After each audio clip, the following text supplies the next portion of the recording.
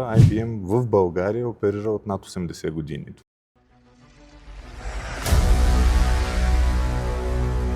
Как преминава денят на един служител на IBM България тук в София Airport Center? Това е много сложен за отговор въпрос, въпреки че изглежда може би просто, поради тази причина, че ние покриваме услуги, предоставяме услуги на нашите клиенти по целия свят. В този смисъл спектъра на часове, които ние покриваме от тази локация е огромен. Ние имаме ранни сутрешни смени, имаме хора, които работят, разбира се, в нашата часова зона, но имаме и доста голяма част от колегите, които работят в американската часова зона и предоставят услуги от тук, от тази локация, наистина за цял свят.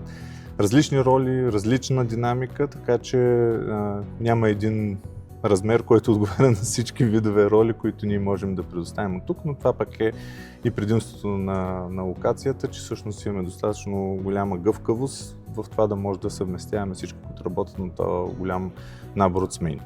IBM България е в България вече близо 30 години. Как се промени културата на работа? Аз смятам, че културата на работа, по принцип, тук мога да ви поправя, IBM в България оперира от над 80 години. Това е интересен факт, нали, като разбира се, през последните 30 години преотваряме офиса си, търговското представителство и постепенно IBM в България много нарасна като размери, като представителство и всъщност в момента наистина сме една огромна локация и затова това води със себе си до тези културни особености.